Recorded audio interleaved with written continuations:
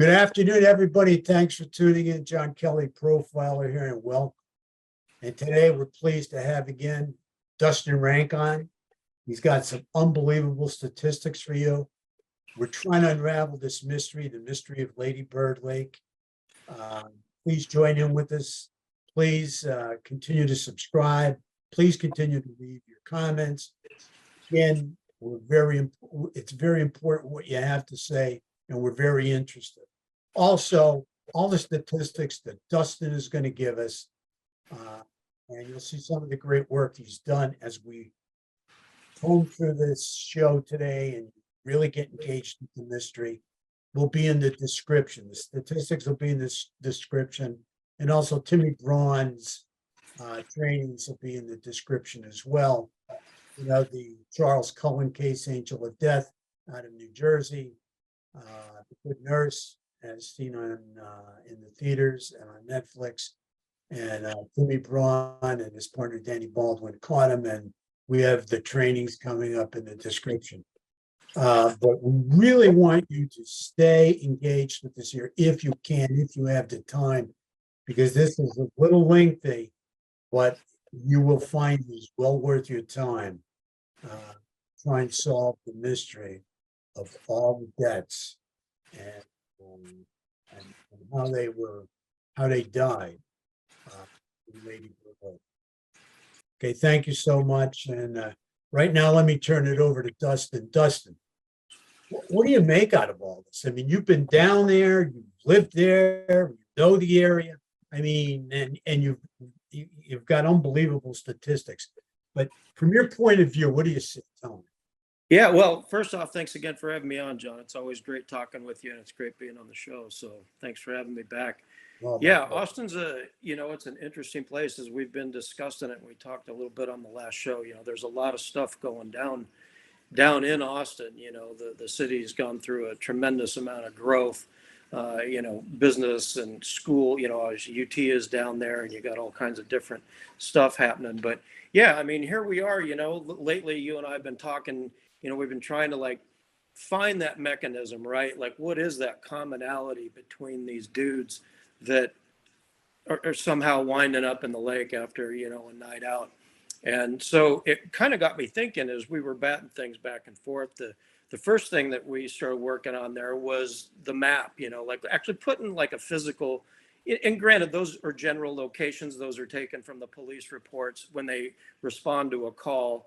They're not necessarily dropping a pin on the map where they exactly find it, but that gives, as the viewers, your audience, or anybody that happens to click on that link can see how this cluster is starting to develop. And man, we got a lot of guys in a very small space. If you walked from one, and there's kind of two outliers at either end of that cluster. One up there at 23rd or 29th and Lamar, which is one of the latest guy. It wasn't Dog L that they just found, but the guy before that, he's still unnamed and still unidentified from every account that I can try and dig up, and haven't been able to find anything on him. But then you've got the other gentleman that was found down near the dam, kind of down, you go through downtown at the other end of it. So, but if you walk from one end to the next, if you walk from there to 29th and Lamar, where Shoal Creek is, we talked about those feeder creeks last time. It's not that far. I mean, I'm a pretty fast walker, and I can do it in about 35 minutes ish, maybe 40. But I mean, it's only 3 miles, or something. It's not a lot of distance. But then you got these other guys, there's 10 more dudes that are within minutes of walking distance. Some of them not even that far. I mean, they are literally just bunched up right there. If you drew a line straight south into Rainy Street, into that Colorado, and of course you got the Congress Street Bridge, there to the kind of to the west, and then you got Longhorn Dam at the far end to the east. But man, you got a chunk of dudes right there. So we started plotting that, on that map, so we could see it when they were found, where they were found, to start to see if there's any overlappings there. And one of the things that came up with kind of late, as we were putting that map together, was if we were just going to start, we'll get into some statistics here in a sec, but we had You had talked, I think, in the very first show before I came on the second one.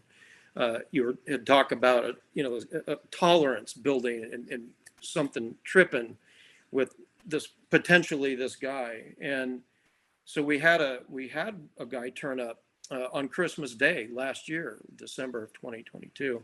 But then 3 days later, boom, we hit another one. And then if we kind of roll through, so when you go through and you start looking at stats for drowning, you got to go through and you got to look at the accidental death total. But then you go through there, and there's a couple of different really good sources for this data. But when you start to go through it, then you look at just the accidental drownings. Then you go to the drownings. Now, a lot of those drownings, like they're not going to tell you, you know, where they were found and all of that stuff. It just gives you statistical data that that's what we got. And if we start at, because 2023 data isn't available yet, they do that in a calendar year, right? But if we just, and when your viewers see the spreadsheet, they'll kind of have a idea. I did a 15-year average from 2008, which is kind of about when you can go back, at least publicly. And I'm sure that stuff's recorded on microfiche, or it's been digitized at this point, going back further. But, Austin's averaging, or not Austin, excuse me, but Travis County. And Travis County is a big place, and there's a lot of waterways in there. And what's funny about these dudes winding up almost all in the same place, Lady Bird Lake there is recreation there, but it's not like Lake Travis, or one of the big rec areas where people are, they're kind of getting smashed and falling off their boats and hitting their head and stuff like that and getting crazy. Like, the lake itself is pretty chill, and so is that Colorado. I mean, you got some kayakers and stuff, but it's not a lot of wild stuff going on down there that I've been able to see. Now in the, obviously off of Rainy Street, you get into 6th Street where the partying's happening, sure. But, Travis County over that 15-year period is averaging about 22.6 deaths, drowning deaths a year, right? Which is actually not too bad. As a matter of fact, when you go back to the earlier, like mid 2000s, statistically, the accidental death and then into drownings, like the accidental deaths were, the numbers are quite a bit different. As a matter of fact, the percentages are higher in the accidental death category, and considerably with the drowning as well. But since 2022, since that December 25th and 28th, up to July of this month, so we got like 8 months there, right? We got 8 dudes that have wound up in the lake just in 8 months within comfortable walking distance. That makes up about, if we were using that 12-month average of 22.6, that's about 35.4% of the average, which is a pretty big number for the average, if you're going by, guys falling into a river and drowning in a lake or something, because they're like 80% of these drownings now are like into pools. So we're like shrinking this thing even more. But if we look at just this year and we kind of deduct and we do a little math here, we get 1.8 bodies a month. If we average that, 22.6 over a 12-month period, which means as of right now, January to July 2023, including July, we've got, going by the averages, 12.6 drowning deaths, right? But of those 12.6, like 6 of those are guys that are like right in our cluster area, and that's making up 47% of the total drownings for Travis County for the year. And that was a shocking number to me. I mean, again, as we've talked, we don't know that we've got an operator, but man, you got a lot of dudes that are dead. We're starting to stack up some numbers here in a really tiny space. So that's, a lot of what I've been doing the last couple of weeks is just starting to like see, wow, like what kind of numbers are we really looking at? Because, as we're talking about it, yeah, it can seem like a lot, 2 or 3 guys could seem like a lot, but now we're looking at 47% of the total county drowning deaths with like literally right off the strip. So I thought that was hugely enlightening. Now, what does that mean? I don't know, but it's telling us there's some big numbers is what it is doing. That's an incredible, it's an incredible percentage. And I think you backed out, all the pool drownings, that kind of thing, right? You backed out. Yeah. Yeah. So, I mean, this is an incredible number, uh, incredible numbers, incredible percentages you came up with. I think it's amazing. It blew me away. Uh, when you showed me it, I mean, it was really incredible. Because the other thing that I know and I researched right from the very first show is that, you know, all these are considered drownings. Some were said to be suicides. I don't know. I don't have a clear picture of this. And that's why I like some feedback from the audience as well to help us, because, you know, suicide, drowning, um, you know, this is important because only 2% of all suicides, national, 2%, not 40 some percent, 2%, okay, is from, drowning. I mean, the vast majority of people that want to kill themselves don't want to drown themselves to death. And I can understand why. I mean, we know how torturous drowning is. I mean, think about waterboarding, right? I mean, that's drowning. I mean, that torture, waterboarding to get the enemy to talk or whatever. I mean, whoever uses that, I mean, that they're simulating a drowning situation, okay, to get the person to tell them what they want to know. So it's extremely torturous. And if you're going to kill yourself, why the hell kill yourself like that? Right. So I don't know exactly yet what we need. Like I said, a little more information, but you know, uh numbers don't lie. Okay. And the numbers are there. All right. I mean, this is really a very, very mathematically strange situation that's taking place in a very small area focused on men. Okay. And, you have to ask yourself, what has changed in the last couple of years? Because before, let's go back to maybe, 2021. I mean,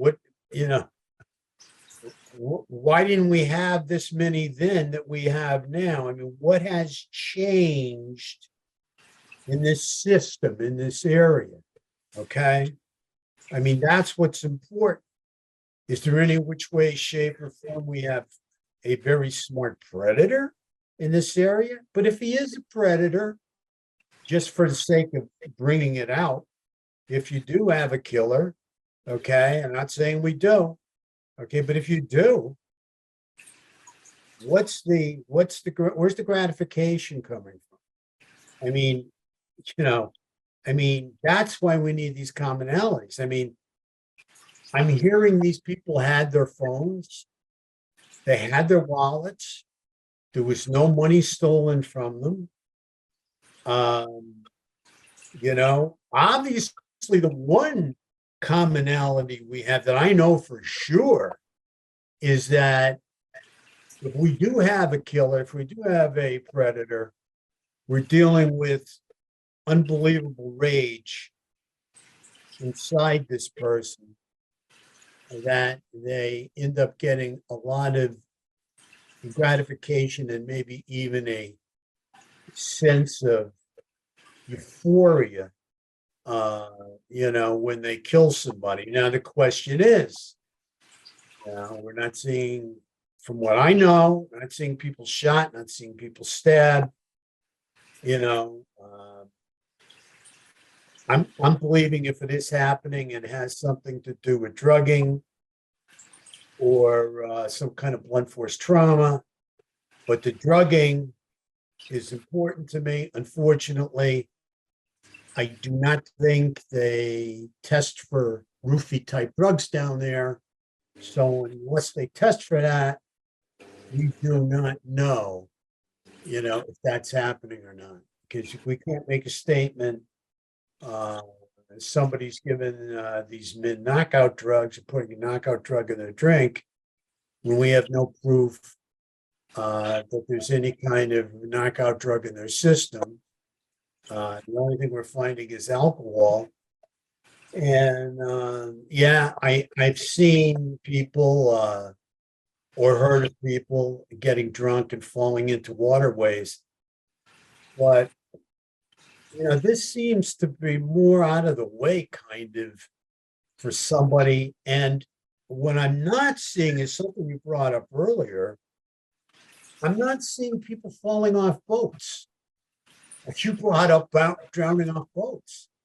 Well, that we're not seeing boats here. There's no boats here that somebody fell off and drowned, right? Right. And I'm not seeing any other people. I mean, usually on a boat, you either got a guy out there or with somebody else or whatever. Well, it's not, there's no boats, there's no other people out there that we're in tune with.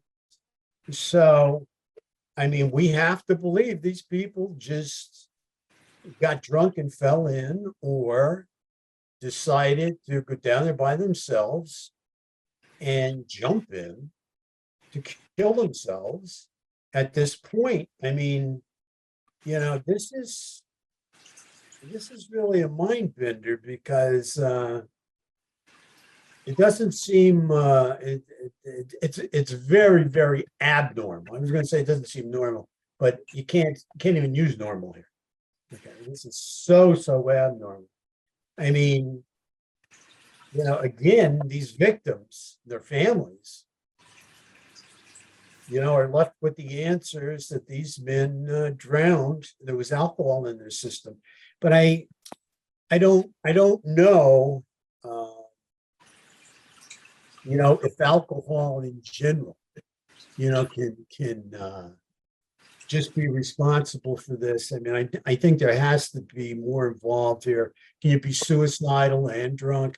Yes, but very rare. Again, we've got a lot of bodies, in a short period of time, and that's pretty distressing. There's no question about it. I think it's important for anybody that has any kind of feedback on this that they'd like to share with us, to get in touch with us, because without having some real solid information, I mean, we're left to wonder. And what I'm concerned about, and it may be undue concern, I'm concerned about if there is a predator, if there is a perp. Like I said, I think we've gotten 2 bodies. I know we've gotten 1 for sure since the last time we did a show, right? And I just hope this is not some kind of serial out there that is taunting law enforcement in the community. Okay. I mean, because they do this. In certain cases, they do this. It's that antisocial personality disorder where they're, really up against any kind of authority, society, the community, and they get off on it. They get off on it. They become addicted to it. And unfortunately, lots of times, the only way we find out for sure we've got a serial is when we get another body. And they keep coming. And I don't want to see that happen, to any more victims down there, to this community. Any feedback you might have on this time?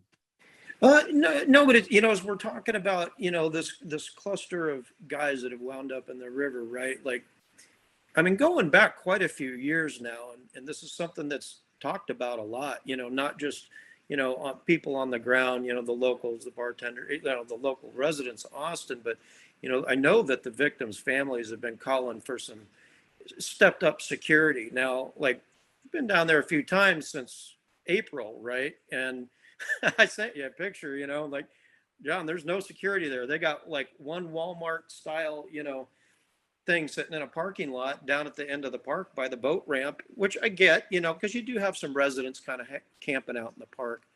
And I did talk to a lot of those folks too, but that, they might be having some roving patrols at night during, the school year, but I didn't see them in April and they sure weren't there, last week. So now that might be just that I'm missing them. I don't know, but during the day, certainly not. And not into the late afternoon, they're not.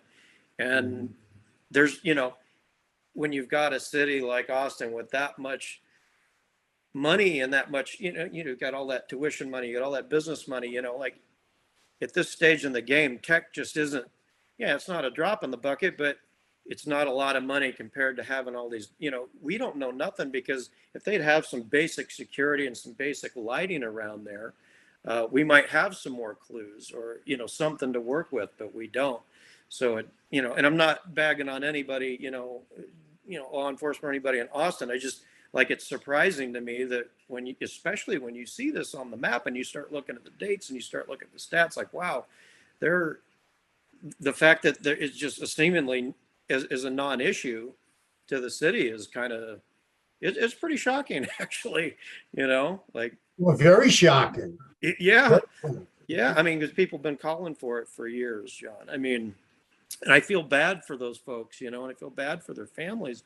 Is like, at some point, this will either continue to step up or, if we do have a guy, he'll move on. But either way, we still got the guys here that we don't really have some good answers about. And man, I was really crazy, as I was talking with the folks down there this last time. One of the big questions, if you've got a regular, and it doesn't matter if you're working around like outlaws or subculture or mainstream, it's a pretty tight knit little community down there, like, along the waterfront, because you got 6th Street, obviously, and Red River and Rainy, it's a happening place, man. It's cool.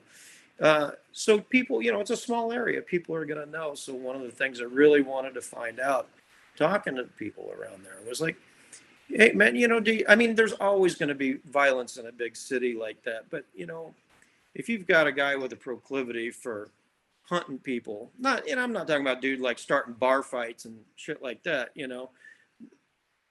is there somebody, does a name keep coming up? Does a guy or a description keep coming up as somebody who's abnormally violent? Because I've seen that a lot, in my tattoo days, where you just got like that one guy, man, and it doesn't matter how, like, you try to diffuse him or whatever, like, he's just on the chip 24/7. And, but in a small community, somebody like that potentially could stand out. I didn't get any answers to that. There's a lot of people moving through there, but I talked to a lot of people and there wasn't anybody that specifically stood out other than, just kind of your run of the mill troublemakers. So, man, I don't know what that means if we have a guy like, is he moving in and out of that city, because we've got some lapses between these body counts here, between the guys. And I mean, obviously, notably, we've got a lot in the last 8 months, but, like you said, there's like a year where it was kind of, just a couple, and then there was a year where we didn't have anything. So, I mean, is this guy moving in and out? I don't know, but yeah, no, I'm sorry, finish.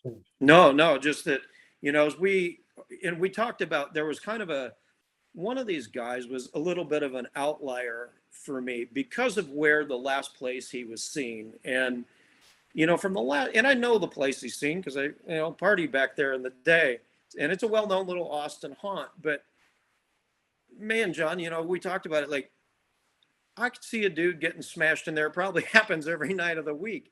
But to get from there all the way to the water, I mean, it's not, it's not 10 miles, but it'd be an awfully odd place to just wander into the river and drown. I mean, because you gotta make a beeline for it. You gotta, like, negotiate some stuff and actually get down there. And as we talked before, that Rainy Street area, now you get down toward the boat ramp where, like, the kayak dudes are, the river access is a little bit easier, like on the east side of the 35, but west of that and on up, it's a little trickier. Like, I mean, there are access points. You can definitely get in there, but you've seen the pictures, like for the most part, like you either got to, and that's the thing. Some of these guys have been from out of town.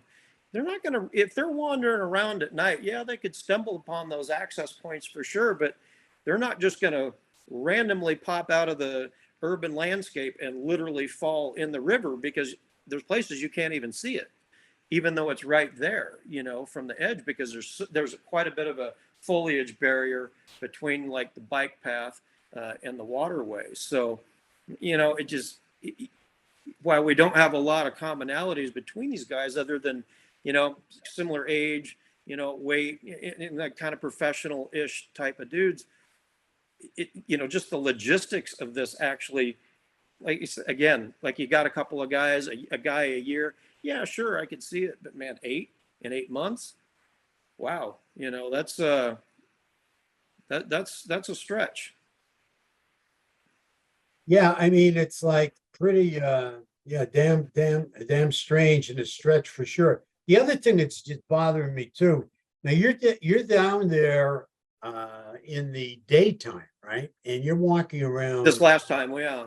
yeah, in the daytime. And I mean, there are other people as well walking around too, and right, Mhm. okay. Yeah. Well, you see, what I start to wonder is, we're talking about the nighttime. We're talking about, these victims drowning in the nighttime, but I don't hear of any of them drowning in the daytime. Okay. Now, and again, not with other people or falling off boats or whatever. So now that has me very, very interested, because when you start to look at suicide, suicide is not just uh, a nightly kind of death. Okay. I mean, suicide is impulsive in many, many cases, many, many cases. But suicide is done impulsively and lots of times in the daytime as well. But I'm not hearing about the daytime when any of these drownings. I'm hearing nighttime, right? I'm not hearing about any people around. I'm not hearing about anybody leaving a letter behind. I mean, I'm not hearing about psychological autopsies, which would really include family members being involved in this. I mean, are we talking about depression? Are we talking about suicide? We're talking about depression. How long was the person depressed? Were they on any medication for the depression? Were they on any medication that would have interacted negatively with alcohol? I mean, would that type of medication, like antidepressants, have come up in the toxicology report? In the lab testing. I mean, I don't know. I mean, there's a lot of questions here, very few answers, except that we have a good amount of men and a lot of poor victims and victims' families, friends and families that are wondering and have lost their loved one. And, some will get over it, some won't get over it. I mean, it's all going to depend on how they cope with it going forward. But I just think that, they may, because you weren't there at night this time, they may have night patrols or something more than you saw when you were there, Sure. Yeah. just to give them, their due, that they're on their toes, in some capacity, keeping Sure. Yeah. an eye open. But I don't live there. I'm not part of the community. I like to give law enforcement the benefit of the doubt anytime I can. but I'm gonna leave that up to the community there and the folks, friends and families of the victims. At this point in time, I guess I have nothing else. How about you? Is there anything else you want to bring up? No, I think we got it pretty well covered. I thought that these stats were pretty important to get out there, not just, They'll be in the description. They'll be in the description. yeah, Great stats. if we can in any way facilitate, like getting the city to take notice and be like, wow, like that's unacceptable. We got to do like, just do something to help, prevent this from happening, even if it's accidental. Like if this thing is a weird social fluke, like either way, we still need to do, Austin really needs to do something to like kind of be able to curb that. And it wouldn't take a lot, in my opinion, at the very least, like have some basic safety protocols in place that a lot of cities do, a lot of bigger cities I've been to that, when you're out cruising around, you've got either emergency boxes, you've got some sort of surveillance or something to provide, just a modicum of safety margin there for people roaming around 24 hours a day, And they may have that we don't know about because, True. like I said, this is taking place at night in the dark. Yeah. And you're going to put a team out there, or you're going to put some decoys, whatever you're going to do. Yeah. That's the time you're going to do it. So again, we're going to know soon enough. Okay, we're going to know soon enough because it's either going to stop or it's not. Yeah. We're going to find out. We're going to find out for sure. And there's different, as you brought out, there's different waterways into the lake too, right? Yeah. There's, along just the river there's obviously a bike path, like a multi-use path. And there are access points that you can get down to the river, obviously. And then you get up closer to downtown and it's a little more accessible. Right off Rainy Street there, it's really wooded.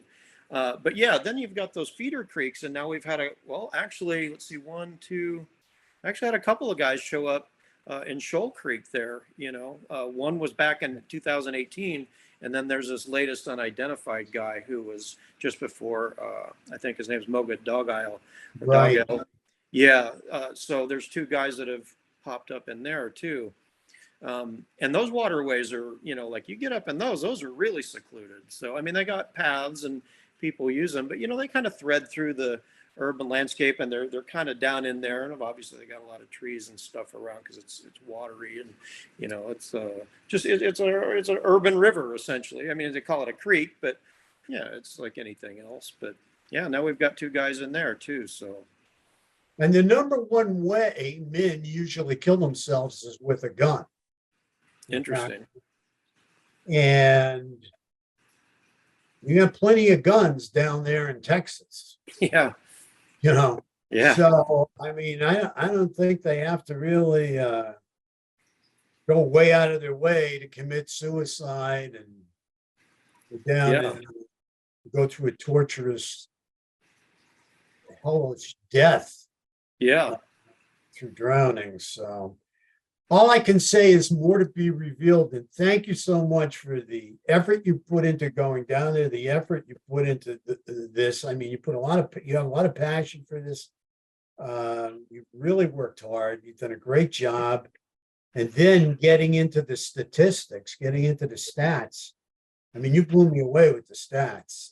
It blew me away too. I mean, I started crunching some of these government numbers, because they keep track of all this stuff and you can access it. And, as I started to like distill everything down, man, it was like, wow, that's pretty shocking to me. Like, I mean, that's a big number, Very, very big number. And we're just going to have to see, and hopefully more will be revealed sooner than later, right? Yeah, absolutely. Well, thank you so much. Thank you so much to the audience for tuning in, for spending this time with us.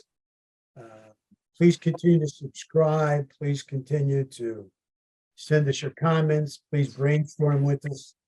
Please join with us here as we try to figure out the mystery of Lady Bird Lake. Thank you so much, everybody. be safe. Take care. A lot of violence out there. Can't stay be safe enough. God bless. Thank you so much. Yeah, thanks a lot for having me here again, John. Thanks to your Oh, audience too. They're really great, interacting with them. aren't they In the great? comments, yeah, they're fantastic. So thanks for all the kind words and all the great interaction between just both of us has been fantastic.